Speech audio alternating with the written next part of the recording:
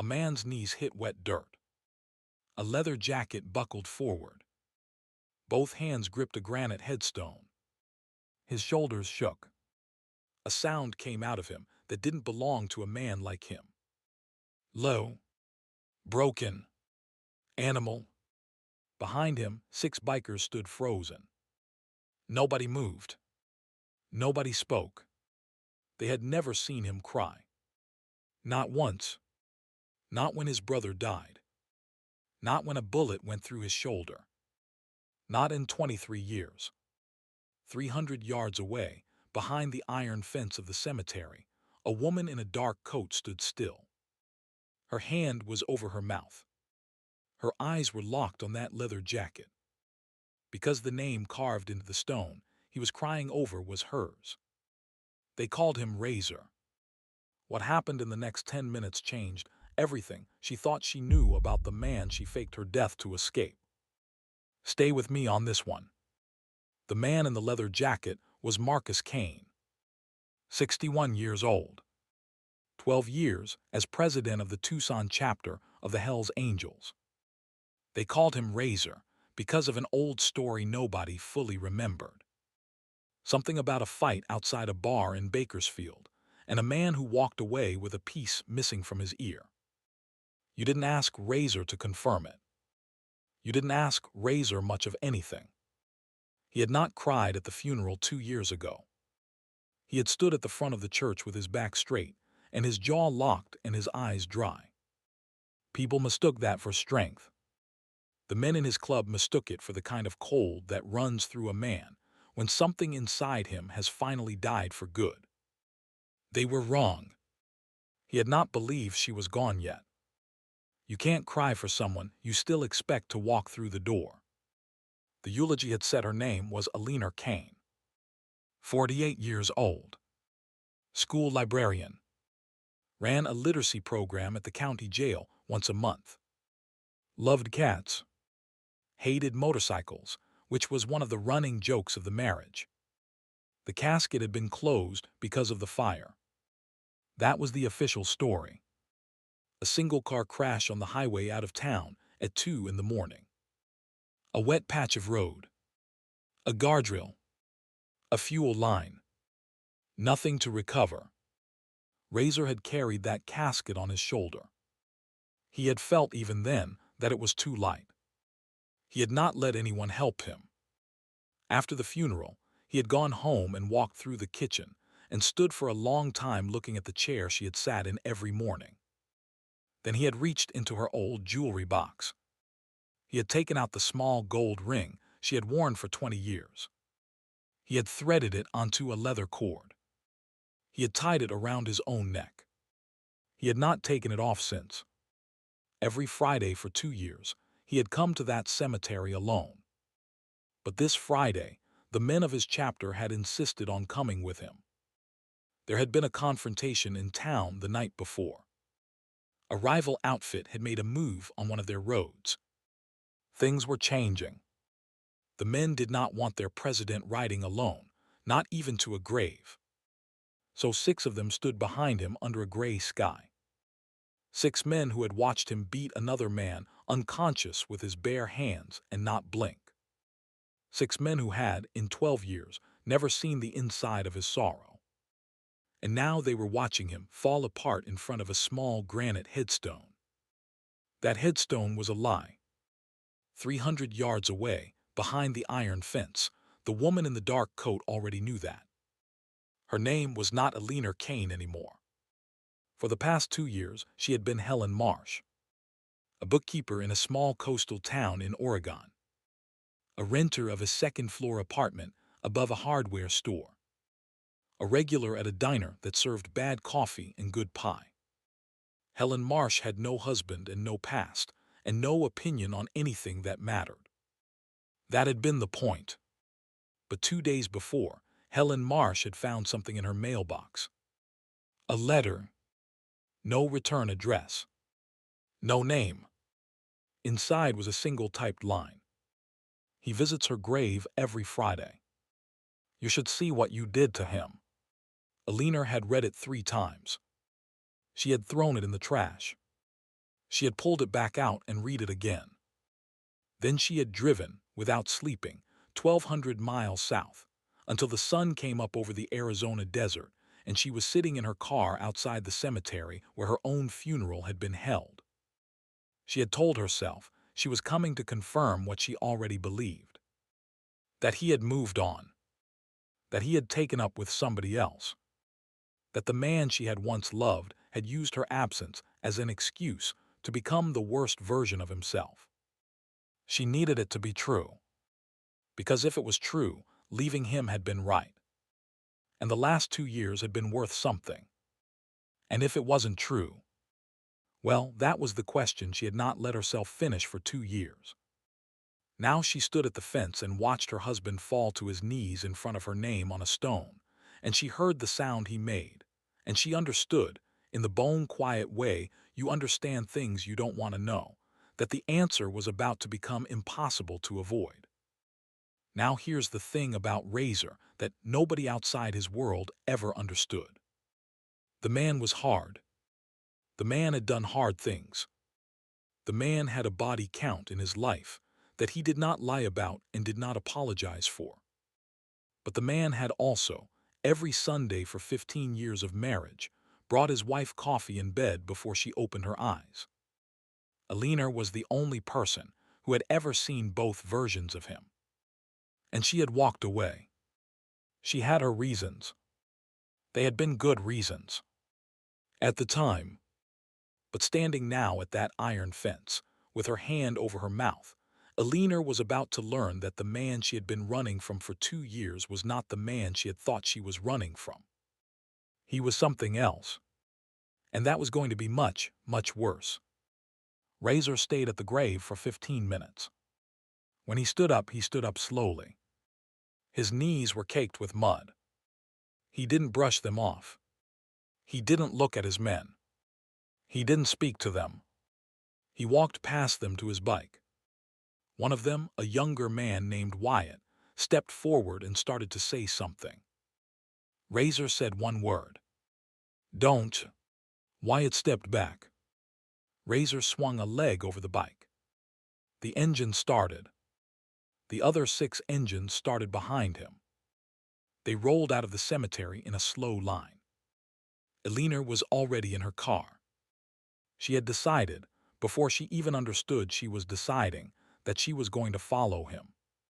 She kept 3 cars back. She told herself she was just going to see where he went. The clubhouse probably.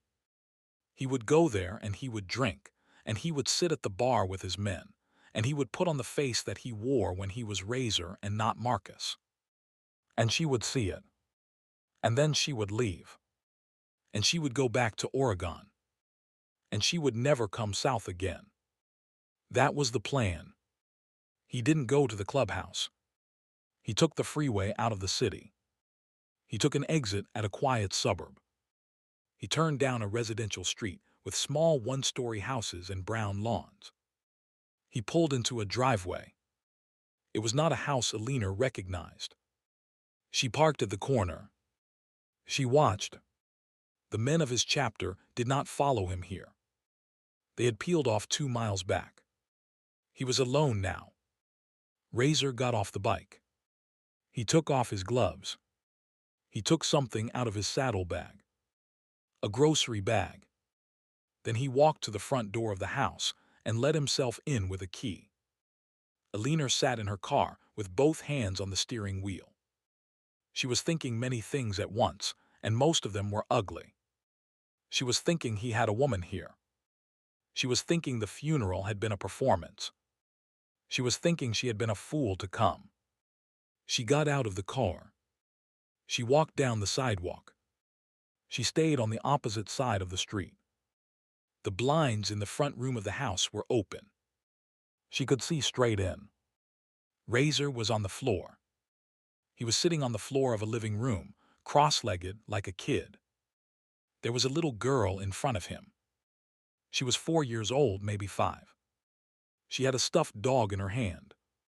She was bouncing the stuffed dog on Razor's knee and laughing. Razor was making the dog talk. Alina couldn't hear his voice through the window, but she could see his face. He was making the dog talk in a funny voice. The little girl was laughing so hard she was bending over. A woman walked into the room from the kitchen. Elena knew the woman. Her name was Maria Reyes. Maria's husband, Diego, had been a member of the chapter. Diego had died in a hit-and-run in the city 6 months before Elena died. Elena had stood next to Maria at Diego's funeral and held her hand. Maria had been 6 months pregnant. The little girl on the floor with the stuffed dog was Diego's daughter. She had been born after her father died. Elena stood on the sidewalk and watched Maria put a plate of sandwiches on the coffee table. She watched Razor pick up one of the sandwiches and pretend to feed it to the stuffed dog. She watched the little girl scream with joy. She watched Razor catch the little girl when the little girl ran at him and hugged him. She watched Maria in the doorway watching Razor with a face that had nothing romantic in it. Just gratitude. The kind of gratitude that gets old and quiet and turns into something like family. Elena's legs went out from under her. She sat down hard on the curb across the street and put her head in her hands. Razor had been doing this for 2 years. He had been doing this every week, the same as he had been visiting her grave every Friday. He had been bringing groceries. He had been fixing things. He had been sitting on the floor making a stuffed dog talk to a little girl whose father was buried in the ground because of a deal that had gone bad inside a club Razor was the president of. He had been doing penance. Quietly, without telling anyone. Without even telling his own men. Because if his men had seen Razor on his knees with a stuffed dog, the whole structure of who Razor was would have cracked. Elena sat on the curb for a long time. After about an hour, Razor came out of the house. He was alone. He walked back to his bike. Before he got on, he stood for a second at the saddle and pulled something out of his pocket. It was a phone. He made a short call. Elena was too far away to hear words. But she saw his face change while he was speaking. It went hard. It went still. It went into the shape it took when he was about to do something nobody could take back. He put the phone away. He swung his leg over the bike. He started the engine. Elena stood up. She didn't know what he was about to do. But she knew that face. She had lived with it for 15 years. She knew what it meant. That face meant somebody was going to die tonight. And whoever it was, Razor had decided it was the man responsible for her death. Elena stood on the sidewalk and felt a cold open up inside her chest because she finally understood all at once what these last 2 years had cost him. Not the grief. Not the visits to the grave. Not the gold ring on the leather cord. The waiting. He had been waiting 2 years to find out who killed her. He had been working the streets, calling in favors, hunting. And tonight, somewhere in this city, he had finally found someone he believed was the answer. And Elena was the only person on earth who knew that the answer was a lie. She got back in her car. Her hands were shaking. She drove away. She drove without thinking. She found a motel 2 miles from the freeway. She paid in cash. She went to the room. She locked the door. She sat on the edge of the bed. She poured a glass of water from the plastic pitcher on the nightstand. She drank it. She picked up her phone. She was going to call her sister, Karen. Karen was the only person on earth who knew Elena was alive. Karen had helped her disappear. Karen had been the one who arranged the body in the casket through a contact at the medical examiner's office in Phoenix. Karen had been carrying this secret for 2 years and had not once asked Elena to come back. Elena was going to tell Karen she was wrong. She was going to tell Karen she was coming home. She was going to tell the truth. She took a breath. The room was quiet. The first real quiet she had felt in 2 days. It almost felt like the worst part was already over. She started to dial. There was a knock on the door. 3 soft knocks. Not loud. Not aggressive. The kind of knock a man makes when he wants you to know he's not in a hurry. Alina froze with the phone in her hand. She had paid in cash. She had used a fake name. She had told no one she was here. The knock came again. 3 taps. Patient. Then a voice on the other side of the door said, calm as a clerk reading a receipt, Helen. Open the door. Or I'll do it for you. Alina sat very still. She knew the voice. She had not heard it in 2 years and 3 months. She had heard it last in the parking lot of a grocery store. The man it belonged to had been leaning against her car door. He had told her that day that her husband would be dead by the end of the week unless she disappeared. That man's name was Vargas. Alina stood up.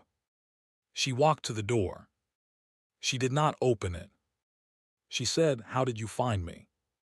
Vargas chuckled on the other side of the door. "Helen," he said, "I never lost you. Now here's where it turns." This was the moment the story stopped being about a woman wrestling with whether to come home and became about something much, much harder. Alina opened the door. Vargas was leaning on the door frame with one shoulder, the way a man leans when he wants you to know he could come in if he wanted, but he's choosing to be polite. He was 60. He had a federal lapel pin on his coat. He was not and had never been a real federal agent. The pin was for show. Vargas worked for himself and had for 20 years. He smiled. "Took you long enough," he said. Alina said nothing. "Are you going to let me in?" he said, "or do we do this in the hallway? Because what I'm about to tell you, your husband does not have time for. So you decide." Alina stepped back. He walked in. He did not sit. He stood by the window. He looked out at the parking lot like a man who had nowhere else he had to be. He said, "Tonight, your husband is going to walk into a warehouse on the south side of town. He is going to be told that the man waiting inside is the man who killed you. The man waiting inside is, in fact, just a low-level dealer who has nothing to do with anything. But that doesn't matter. Because as soon as your husband walks into that warehouse, a man on the roof across the street is going to put a round through his head." Alina's knees nearly went again. "You did this," she said. "I did," Vargas said. "And I'll tell you why. 2 years ago, your death was supposed to break him. It didn't. It made him harder. He shut down my supply route through this city. He has cost me, give or take, $11 million over 24 months. I don't get to keep losing $11 million a year because one man in a leather jacket is too stubborn to fold. So tonight he stops being a problem." Alina stared at him. "Why are you telling me?" Vargas turned away from the window. "Because I'm offering you a trade," he said. "Come with me. Right now. We get in my car. We drive out of state. You testify for me when I need you to testify, against people I will name when the time comes, and you live the rest of your life under my roof, in a city of my choosing. In exchange, I make a phone call from the road. I cancel the man on the roof. Your husband walks out of that warehouse alive. He goes home. He keeps grieving you. He never knows. He let that sit in the air. You have," he said, "about 40 minutes. Alina looked at him for a long time. She thought about the curb across the street from Maria's house. She thought about the little girl with the stuffed dog. She thought about a leather cord with a gold ring on it. She thought about the sound her husband had made on his knees in the wet grass. And she said very quietly, no. Vargas's smile didn't change. But something behind his eyes did. "Helen," he said, "think carefully." "My name," she said, "is Alina Kane. And the answer is no. She slammed the door in his face. She did not wait. She did not pack. She picked up her car keys and her phone, and she went out the back of the motel through the laundry room and across a stretch of dead grass to the alley where her car was. She got in. She started it. She pulled out fast. In her rearview mirror, she saw a man come around the side of the motel building. He started running for a car parked across the street. Vargas's car. She drove. Hold on for a second. If you're still with me on this story, hit that subscribe button right now. Because there's one more turn coming that nobody, not Alina, not Razor, not Vargas sees yet. Now back to it. Alina drove south. She drove fast. She did not know where the warehouse was. She knew only that it was on the south side of town. She had a husband who had spent 12 years building a network of contacts in the south side of town. She did not have those contacts. She had something else. She had a phone number she had not called in 2 years. Her sister, Karen, picked up on the second ring. "Karen," Alina said, "I need you to call somebody for me. Right now.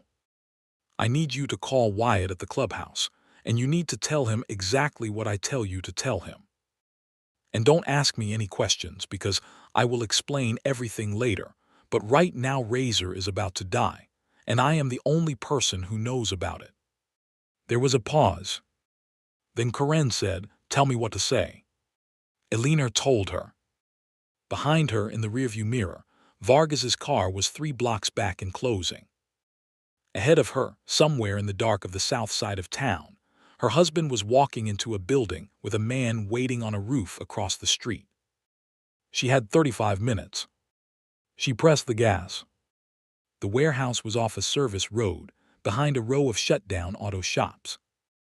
Alina saw Razor's bike from a quarter-mile away. It was parked under a streetlight. She saw on the rooftop of the building across the road a small movement. A man in a dark jacket.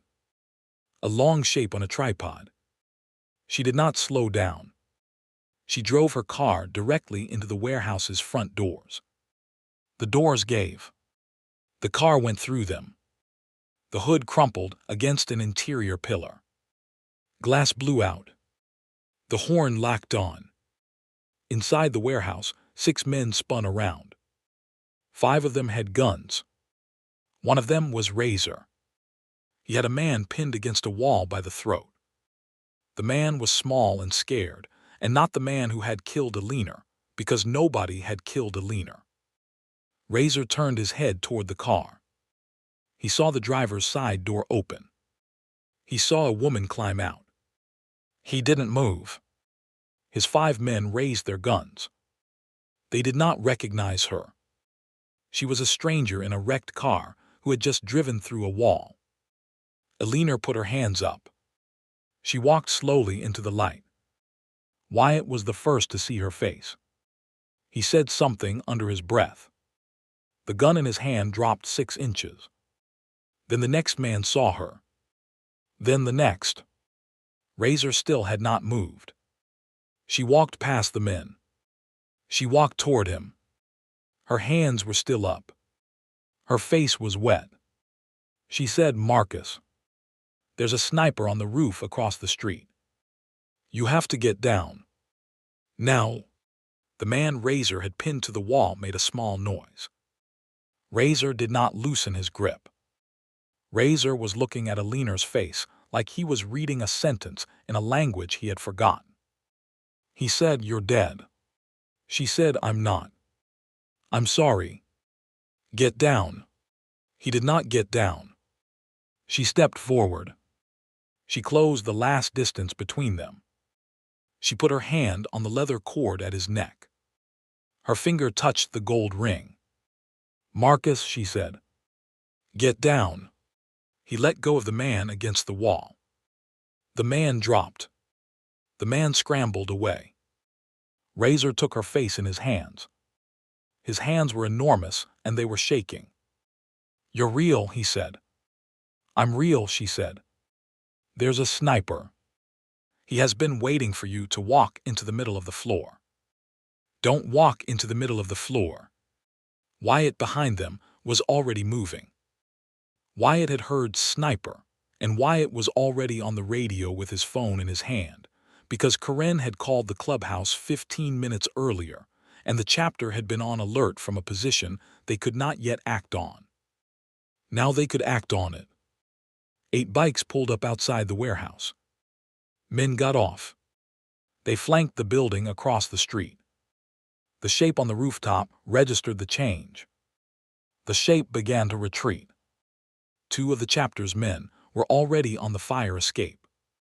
Inside the warehouse, Razor was holding his wife's face and he was not letting go. He said, "Why?" She said, "Vargas. He told me 2 years ago that if I didn't disappear, you would die. He proved it. I believed him. So I died. To save your life." "Vargas," Razor said. The word had teeth in it. "He's outside," Alina said. "He followed me here. He's going to try to fix what just broke." The front of the warehouse, where her car had punched through, framed the dark of the parking lot. In that dark, headlights swung in. A black sedan. 2 men got out of it. One of them was Vargas. Vargas saw Alina standing inside the warehouse, with Razor's hands on her face. He understood, in the time it takes to draw a breath, that he had lost everything. He went for his gun. He didn't make it. I'm not going to give you the gunfight in detail, because that's not what this story is about. This story is about a man and a woman in the middle of a warehouse, holding each other while the world burned around them. The men of the chapter took care of Vargas. The man on the roof never made it down the fire escape alive. By the time the sirens started in the distance, the parking lot was quiet, and the only sound inside the warehouse was Razor breathing into his wife's hair. He said, "You should have told me." She said, "I know." He said, "I would have torn that man apart with my hands." She said, "I know. That's why I didn't tell you. I thought I was saving you from him. I didn't know I was the only thing he had to use against you. I'm sorry. I'm so sorry. I'm so sorry." He said, "Don't." He said, "Don't apologize." He said, "You're here. You're here. You're here." He said it 3 times. Like a man trying to teach his own heart something it had refused to believe for 2 years. Outside, Wyatt walked up to the door of the warehouse. He stopped at the threshold. He did not come in. He just stood there with his hand on the frame and his eyes on the floor. He said, "Boss, we have to go." Sirens. Razor did not let go of her. He said, "Get the bikes. We ride out the back. All of us. Take her car off the pillar and roll it to the river. Make this place clean. Now." Wyatt nodded. He turned. He was gone. Razor took Alina's hand. He pulled her toward the back of the warehouse. They walked through a corridor of his men, all of whom were still holding their guns and were now staring at her like she had walked out of a song they hadn't heard in 2 years. She did not let go of his hand. He did not let go of hers. 6 months later. The house was a small 1-story on a hillside in northern New Mexico. It had a porch. It had a view of dry hills going gold in the morning sun. There were 3 motorcycles in the driveway. None of them had a club patch on the tank. That had ended. Alina was sitting on the porch with a cup of coffee in her hands.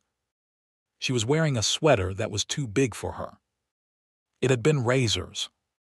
It still was, in a way. He had told her, a month after they got here, that anything he owned that fit her was hers now. The front door opened. Razor came out. His hair was shorter than it had been. The beard was gone. He looked like a different man, which was the point. The men of the chapter had told him to disappear. They had told him to take her and go, and let them deal with what was left. He had let them. It was the hardest thing he had ever done. He had not been the president of the Tucson chapter for 4 months. Wyatt was the president now. Wyatt was good at it by all reports.